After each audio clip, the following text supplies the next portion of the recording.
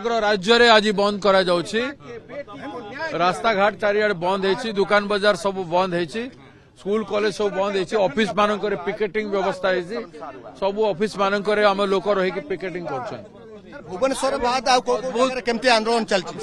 भुवनेश्वर रे मध्य एबे आरंभ हेछि जोर रे एवं आपण देखिबे सब बॉर्डर हाईवे मानक ब्लॉक हो सारलानी, हाईवे मानक ब्लॉक हो सारलानी एवं विभिन्न जगह ट्रेन मध्य बंद हो सारलानी। एबे भुवनेश्वर भी व्यापक भाव में कार्यक्रम हम आज बहुत जोर रे आउ किछि समय पर जोर पुलिस चेष्टा करुछि, सरकार ताको विफल करबा पय चेष्टा करुछन्ति, किछि काम देबो नै। लोक स्पॉन्टेनियसली सपोर्ट करुछन्ति, लोकंकर समय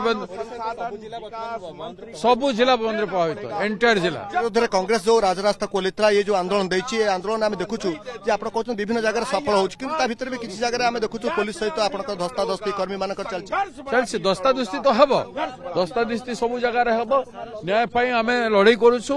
आमे तो कहिथलु काली भी संध्या रे मु कहिथली न्याय देई दियो, न्याय शांतिपूर्ण भाव रे करबा पई कहिथली एवं न्याय देई दियो, आमे उद्र कर देबो।